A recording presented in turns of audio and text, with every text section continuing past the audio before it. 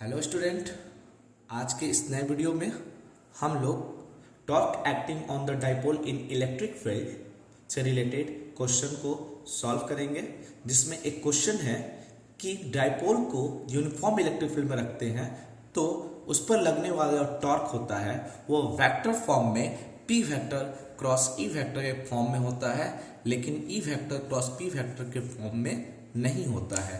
यानी tau vector जो होता है not equal to e vector cross p vector, तो ये इसके बराबर नहीं होता। इसी के बराबर क्यों होता है, इसको स्टडी करते हैं। तो सबसे पहले हम लोग ये देखेंगे, हालांकि ये दोनों का यहाँ ई क्रॉस पी और पी क्रॉस ई मैग्नीट्यूड तो इक्वल होगा, लेकिन यहाँ अगर अपोजिट हो जाता है तो कम्युलेटिव प्रॉपर्टी से यहाँ पर डायरेक्शन बदल जाएगा।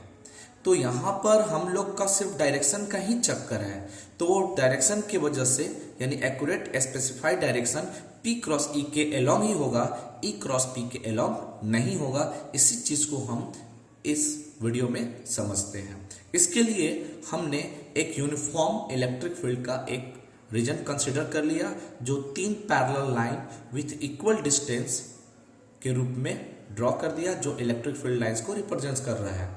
इस इलेक्ट्रिक फील्ड रीजन में हमने एक डाइपोल ए बी ले लिया।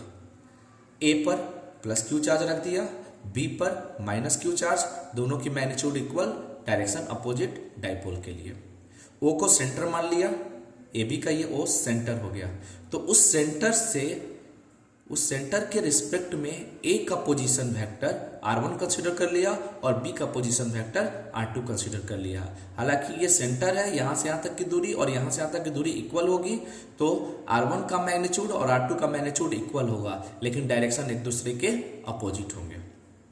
अब हम लोग पढ़े हैं क्या कि डाइपोल को जब इलेक्ट्रिक फील्ड में रख देते हैं तो डाइपोल के दोनों चार्ज पर, इंडिविजुअल चार्ज पर फोर्स लगेगा।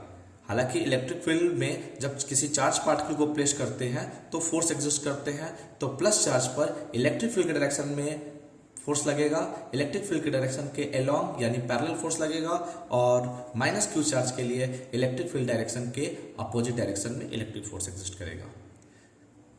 ये दो पैरेलल और एंटी पैरेलल डायरेक्शन में मैंने दर्शा दिया। अब क्या माने कि ओ ए और ओ बी यहाँ रिप्रेजेंट भी है, ओ ए r1 वेक्टर है और ओ बी r2 वेक्टर है। तो अब इलेक्ट्रिक डाइपोल मोमेंट के बारे में सोचते हैं। तो इलेक्ट्रिक डाइपोल का electric dipole moment minus charge से प्लस चार्ज की ओर होता है, निगेटिव टू पॉजिटिव, यानी बी ए वेक्टर के अलोंग। मैंने इस पर वेक्टर इस तरह रिप्रेजेंट कर दिया, यानी कि ये पी वेक्टर जो है यही r1 वेक्टर के पैरेलल होगा। तो अब हम लोग बी ए वेक्टर को r1 वेक्टर के फॉर्म में लेते हैं। तो r1 वेक्टर जो है यानी यहां से यहां तक का जो दूरी है वो पूरे डिस्टेंस का हाफ है।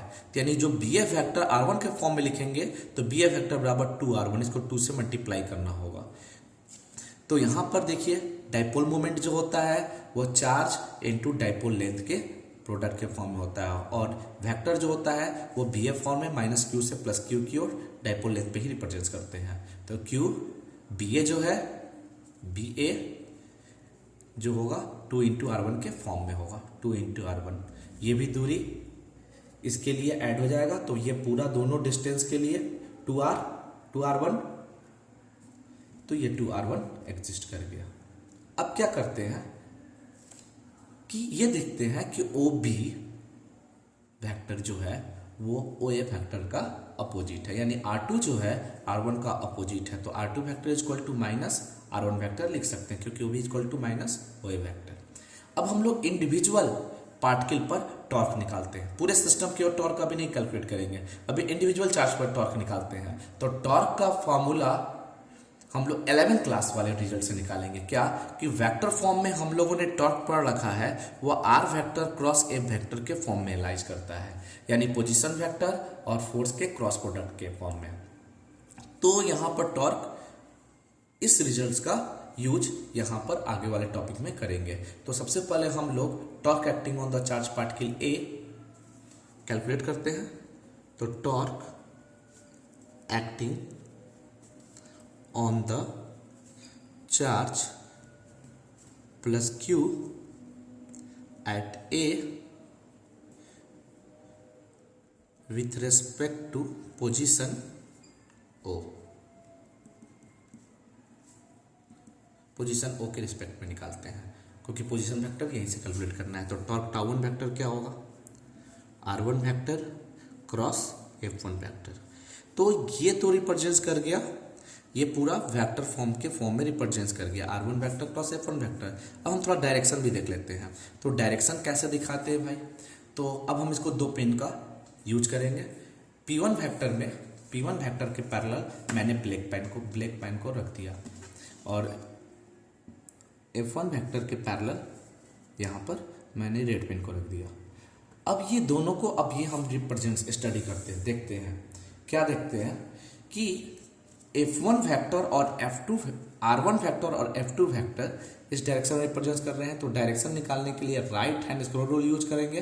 राइट हैंड स्क्रू रूल के लिए यहाँ एक स्क्रू को रखेंगे, इसके दोनों कॉमन इंटरसेक्शन पॉइंट को। तो अब यहाँ पे स्क्रू रखने के बाद इसको हम लोग R1 वाले को F1 के डायरेक्शन में रोटेट करेंगे।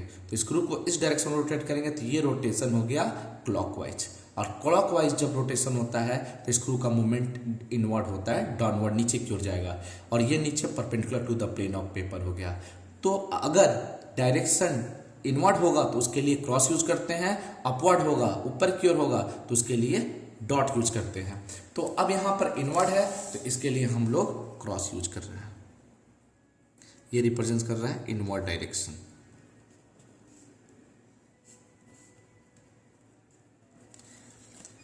इसको इक्वेशन मैंने फर्स्ट कंसीडर कर लिया। उसी तरह हम लोग torque acting on the charge minus q at a calculate करते हैं with respect to position O.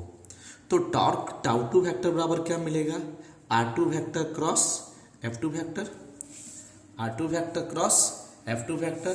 तो यहाँ पे भी यूज करेंगे। तो अब यहाँ डायरेक्शन देखते हैं कि यहाँ डायरेक्शन क्या है। उसके लिए फिर से ब्लैक पेन को हम लोग R2 के पैरेलल रखेंगे, और F2 के पैरेलल मैंने रेड पेन को रख दिया। अब यहाँ पर हम एक स्क्रू को रखेंगे। स्क्रू को रखने के बाद राइट हैंड स्क्रू रूल से हम लोग को स्क्रू को इस तरह मूव करना है कि जो R है वो F की तरफ मूव करे। तो यहाँ पर R ये रिप्रेजेंट कर रहा है और F इधर की ओर है, तो जब मूव करेंगे तो ये भी फिर से क्लॉकवाइज सेंस में मूव करेगा, फिर से इनवर्ड जाएगा। तो इसका भी डायरेक्शन फिर से क्या हो गया, इनवर्ड हो गया। तो अब हम लोग लिख सकते हैं क्रॉस इनवर्ड के लिए और डायरेक्शन इनवर्ड। तो इस तरह देखिए कि दोनों चार्ज पार्टिकल पर लगने वाला जो टॉर्क है वो इनवर्ड डायरेक्शन यानी सेम डायरेक्शन में लगता है। टॉर्क एक वेक्टर क्वांटिटी है, और जब इस सिस्टम पर नेट टॉर्क निकालेंगे दोनों का डायरेक्शन इनवर्ड डायरेक्शन में है, सेम डायरेक्शन में है, तो नेट टॉर्क ऐड हो जाएगा वेक्टर मेथड से। सेम डायरेक्शन वाले वेक्टर ऐड हो जाते हैं, तो नेट टॉर्क निकालते हैं। तो यहां हमने net torque acting on the dipole लिख दिया। नेट टॉर्क टाउ वेक्टर से रिप्रेजेंट किया, जो tau one plus tau two same direction की वजह से ऐड हो गया। दोनों के रिजल्ट्स को मैंने प्लेस कर दिया। डायरेक्शन भी क्या होगा, क्रॉस इनवर्ड डायरेक्शन में।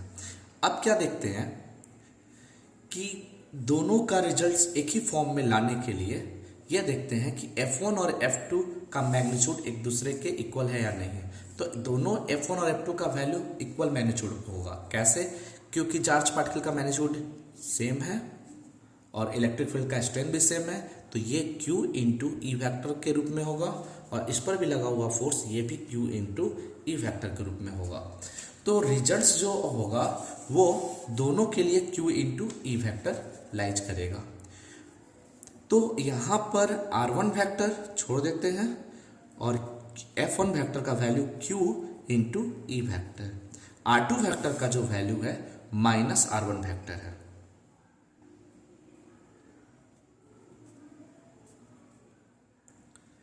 और F2 वेक्टर का जो वैल्यू है वह F1 वेक्टर के वैल्यू के अपोजिट है, तो इसको भी अभी हम माइनस F1 वेक्टर लिख देते हैं। अब इसको थोड़ा समझते हैं कि F2 वेक्टर माइनस F1 के कैसे है। तो देखिए यहाँ F1 और F2 एक दूसरे के डायरेक्शन के अपोजिट है। देखिए ये और ये एंटी पैरेलल और एक पैरेलल है, दोनों की मैग्नीट्यूड इक्वल है, डायरेक्शन अपोजिट है।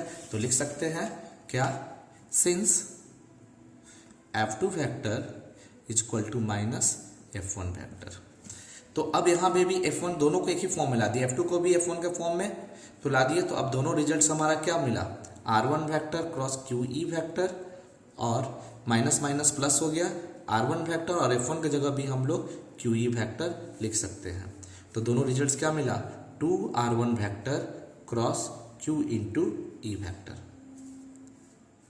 अब हम लोग Q इस वाले वेक्टर में स्केलर क्वांटिटी है, तो स्केलर क्वांटिटी को हम लोग दोनों रिजल्ट्स के क्रॉस प्रोडक्ट से हम लोग बाहर मल्टीपल के रूप में लिख सकते हैं। तो 2 into Q R1 vector cross E vector हो गया।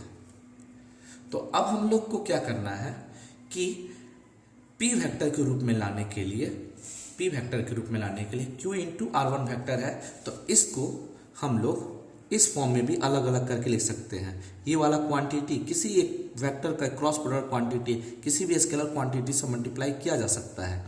तो यहाँ पर हम लोग इसको Q इंटू 2R1 वेक्टर ये एक फॉर्म कंसिडर कर लिया और इंटू E वेक्टर अलग कर लिया। और ये जो रिजल्ट्स है, फिर से इसको बता देते हैं, ये R1 वेक्टर और QE वेक्टर, ये R माइनस माइनस प्लस हो गया R1 वेक्टर, F वेक्टर क्या हो गया QE वेक्टर के बराबर हो गया, क्योंकि दोनों का मैग्नीट्यूड सेम है। अब यहाँ पर हम जब दोनों के वैल्यू को सेम रखने पर रखेंगे, जो ऐड करेंगे, तो रिजल्ट्स हो गया R1 इंटू QE वेक्टर। तो यहाँ पर अब क्या होता है कि ये Q वेक्टर जो है E वेक्टर के साथ मल्टीप्लाई में है, और मल्टीप्लाई यानी कि किस फॉर्म में है, स्केलर क्वांटिटी क्रॉस प्रोडक्ट के क्वांटिटी से बाहर ब्रैकेट से इक्वल बाहर आ सकता है। तो इसको हम 2Q लिख दिया, R1 इंटू E वेक्टर लिख दिया। अब यहाँ पर इसको P वेक्टर के फॉर्म में लिखने के लिए Q इंटू R1 वेक्टर लिख सकते हैं P वेक्टर के फॉर्म में, क्योंकि कोई भी स्केलर क्वांटिटी किसी भी क्रॉस प्रोडक्ट वाले किसी एक वेक्टर से मल्टीप्लाई हो सकता है। तो ये रिजल्ट्स रिप्रेजेंट करेगा P वेक्टर और दूसरा क्वांटिटी रिप्रेजेंट करेगा E वेक्टर। तो इस तरह हम लोग प्राप्त कर सकते हैं जो टाउ वेक्टर है वो P vector cross E vector के फॉर्म में एग्जिस्ट करेगा, और इसका जो डायरेक्शन होगा वह क्रॉस होगा। वो हम लोग ऐसे भी कैलकुलेट करेंगे, P वेक्टर इधर क्यों रहे, E वेक्टर P को E की तरफ मूव करेंगे तो वो डाउनवर्ड डायरेक्शन में यानी इनवर्ड डायरेक्शन में लाइज करेगा। तो इस तरह टाउ वेक्टर जो होता है P vector cross E vector के इक्वल होता है। अब इसका PDF लिंक नीचे डिस्क्रिप्शन बॉक्स में दिया हुआ है, वहाँ से आप डाउनलोड करके आंसर शीट प्राप्त कर सकते हैं।